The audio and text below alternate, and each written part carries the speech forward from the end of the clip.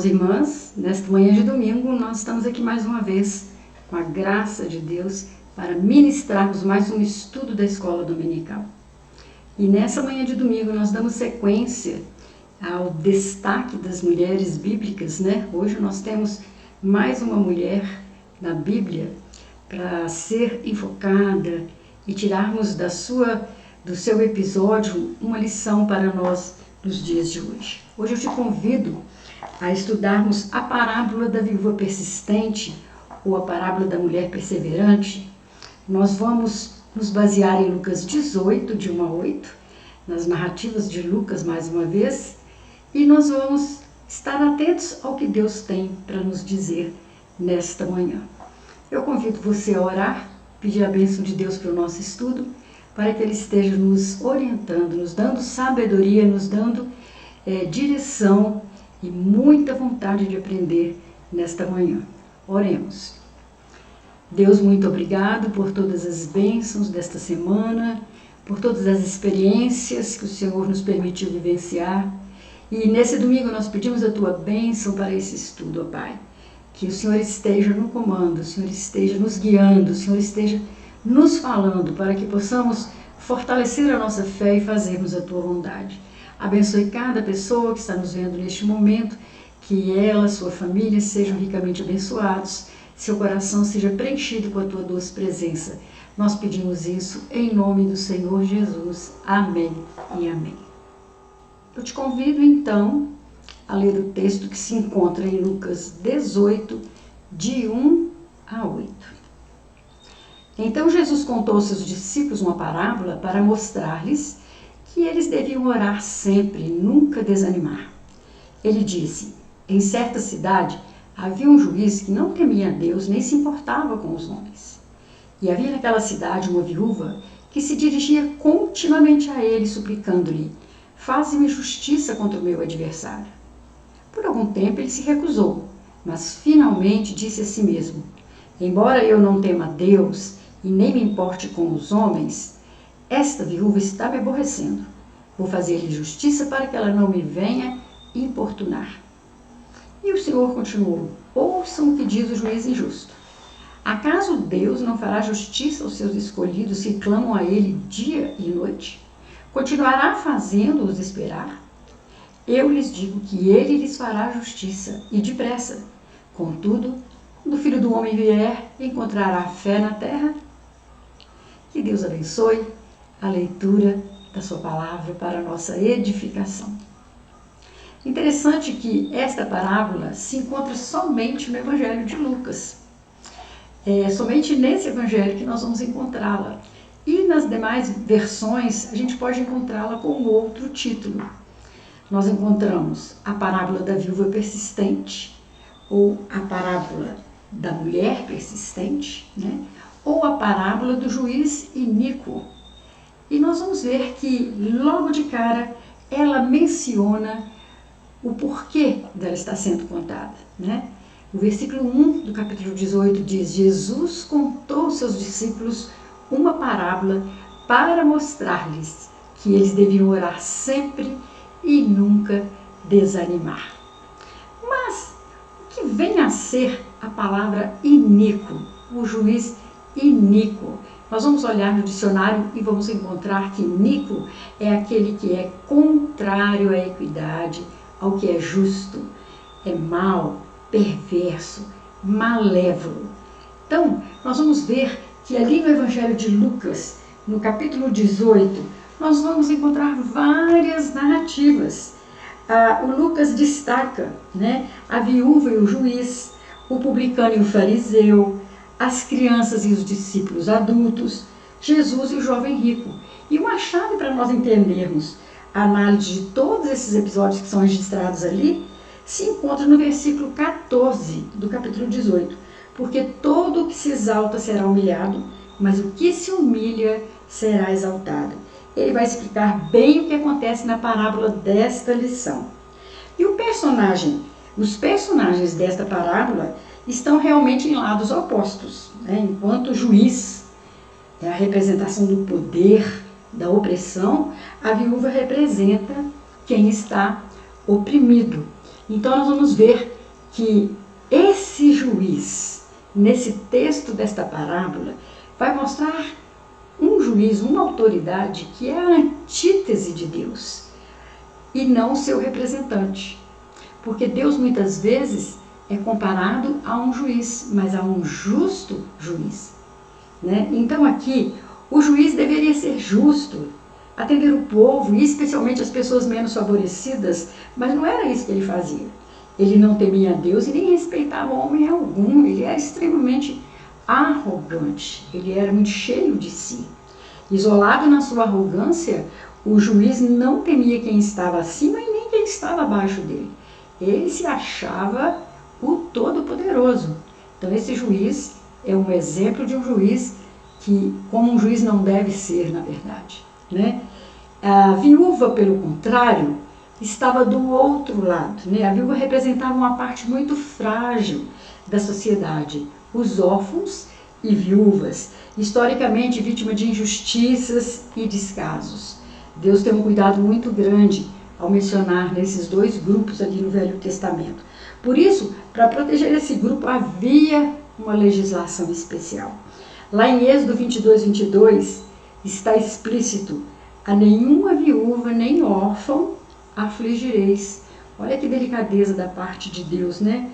Conduzindo o povo, orientando o povo. Deus afirmou também, por meio do profeta Isaías, no capítulo 1, versículo 17, a importância de defender o direito dessas pessoas. Então, ao que parece, essa viúva não tinha ninguém que intercedesse por ela. Não tinha um filho, não tinha um parente, e mesmo vivendo num ambiente desfavorável, ela não se intimidou. Ela sabia que sozinha, por si só, ela não teria condições de resolver o seu problema. Mas, mesmo sabendo quem era esse juiz, ela foi até ele e lutou pelo que queria. Que grande exemplo para nós, hein? Muitas vezes nós também estamos na situação desta viúva, né? Desamparados, ou sem a quem recorrer, ou achando que nunca Deus vai usar alguém para fazer justiça para o nosso caso. Mas essa mulher não esmoreceu, essa mulher é um exemplo de persistência. Então, ela não encontrava o juiz de vez em quando.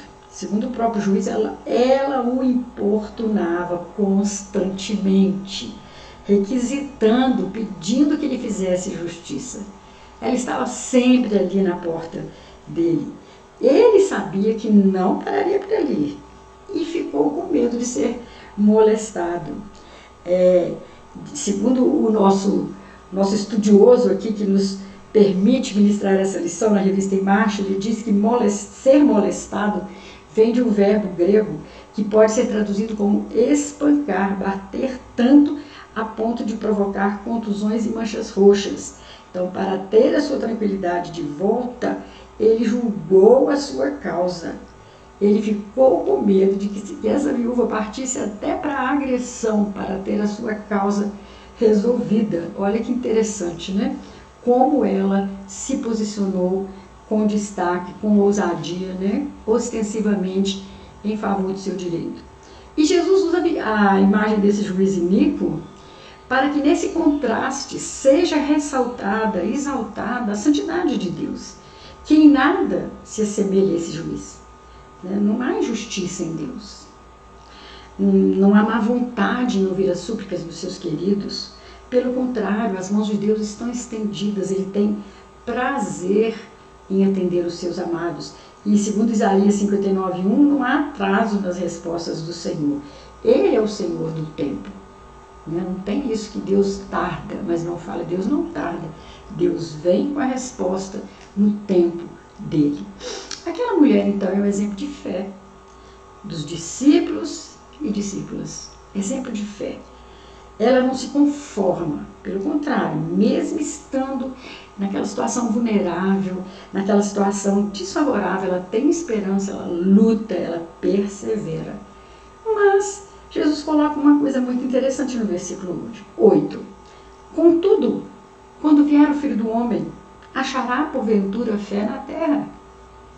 Essa fé perseverante? Jesus conta essa parábola pouco antes de morrer. incentivando o grupo que caminha com ele a não esmorecer, mas a perseverar. Olha que interessante, né?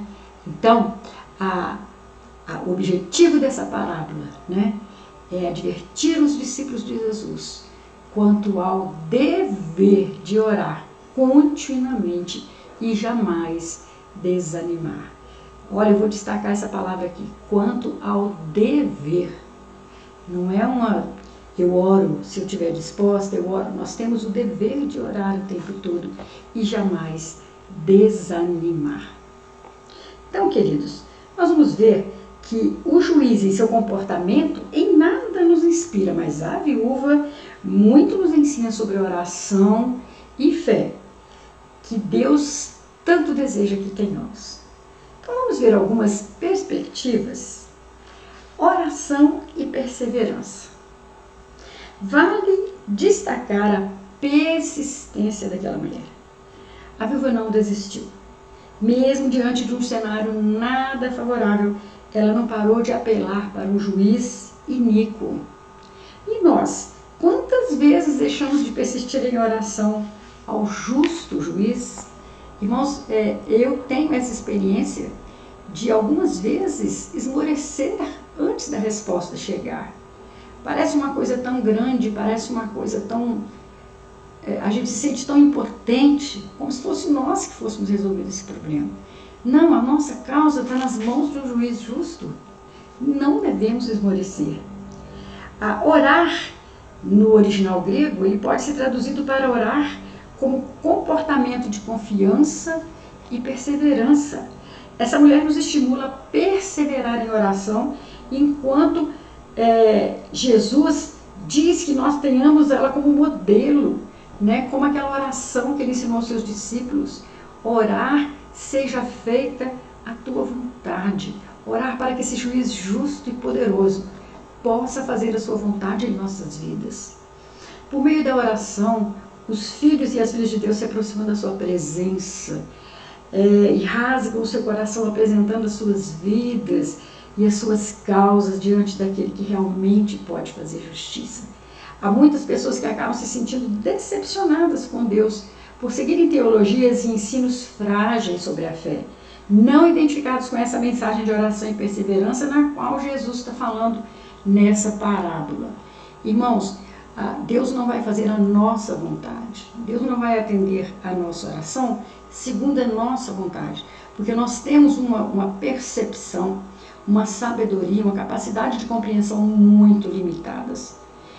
Deus tem todo o conhecimento, Deus tem toda a noção da nossa vida, Deus tem todo o controle de tudo. Ele pode responder a nossa oração de acordo com o que é melhor para nós e de acordo com a sua vontade.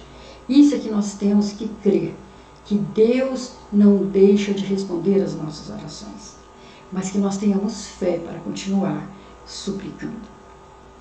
E nós temos também sobre a oração e a ação. Nós vamos ver que a palavra oração pode ser resultado dessa união, né, de orar mais ação. O que nos vem disso? Como na história da viúva ainda hoje, a oração é um caminho valioso para encontrarmos forças e sustento no enfrentamento de situações difíceis, de situações de desesperança e até mesmo de injustiça. A fé em Deus, alimentada através da oração, é um importante instrumento na superação do desânimo e alcance dos objetivos. Mas não é só ficarmos orando, nós precisamos também agir, entrar em ação. Uma vida de oração nos mostra quando e como agir, e quando e como se aquietar, esperando a ação de Deus, que também é uma maneira de agir. Há a hora de avançar e a hora de esperar. É Deus que vai nos orientar.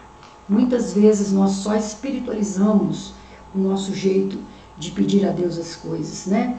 Ficamos só na prece, só no recolhimento. Não, muitas vezes a resposta de Deus vai depender também do nosso agir, do nosso fazer, do nosso caminhar, né? Quando Moisés estava diante do Mar Vermelho e as pessoas murmurando, e eles passando por uma situação que aparentemente não tinha solução, porque diante de todo aquele povo estava um oceano, e atrás de todo aquele povo o exército de Faraó. E Deus diz a Moisés: diga ao povo que marche. Então, era orar e caminhar. E à medida que eles tiveram fé, né, e exercitar essa fé, Deus abriu o Mar Vermelho e eles atravessaram a pé enxuto. O segundo ponto que nós aprendemos, né, com essa viúva também é sobre manter firme a nossa fé. Manter firme a nossa fé. A perseverança marca a trajetória daquela mulher e deve-se fazer parte da nossa postura de oração e de ação, quer como igreja, quer individualmente. Não podemos perder a dimensão da promessa de Deus, da sua atenção, do seu cuidado, do seu retorno. Nesta promessa nós ancoramos a nossa fé. Olha que interessante.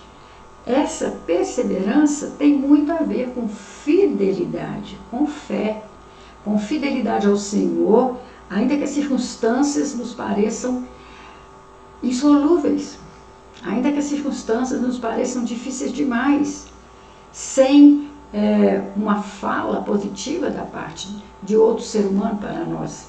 Mas diante de uma sociedade injusta, na qual as pessoas são desprezadas socialmente, são excluídas, marginalizadas, diante de causas pelas quais muitas pessoas não se preocupam, a igreja é convidada a não agir como um juiz injusto, omisso, despreocupado com as questões das pessoas, despreocupado com quem sofre. Nós devemos orar e agir para a construção de uma sociedade mais justa e mais humana. Isso é parte do nosso testemunho, do nosso compromisso com o Evangelho da paz e da justiça.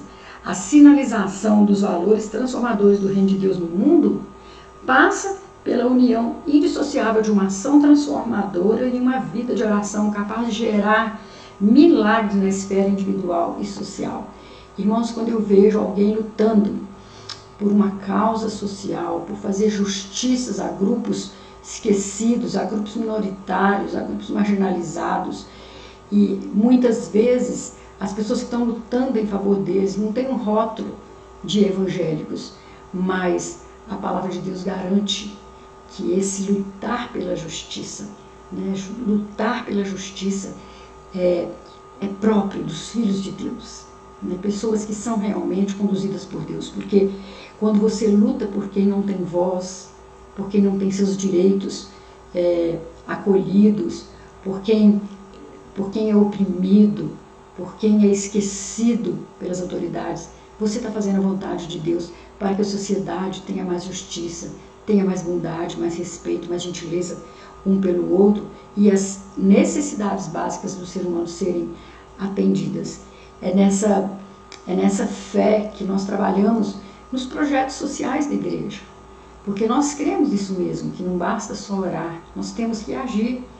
E quando eu tenho o privilégio de trabalhar num projeto social chamado Projeto Sombra e Água Fresca, que luta em favor das crianças e adolescentes em estado de vulnerabilidade social, eu me sinto muito honrada por Deus, por fazer uma pequena parte que o Evangelho deve fazer, por aquelas crianças e adolescentes, muitas vezes esquecidas da sociedade, esquecidas das autoridades nas periferias, nas cidades pequenas, lá no interior, e que a igreja vai ao encontro delas, para levar um pouco de conforto, para levar a certeza do amor de Deus por elas, para levá-las a se entenderem, se reconhecerem como sujeitos da ação de Deus no mundo e objeto do amor de Deus por elas. Nós vamos ver que a viúva, ela persiste, ela não desiste. Ela tinha tudo para desistir. A viúva daquela época era infinitamente vulnerável.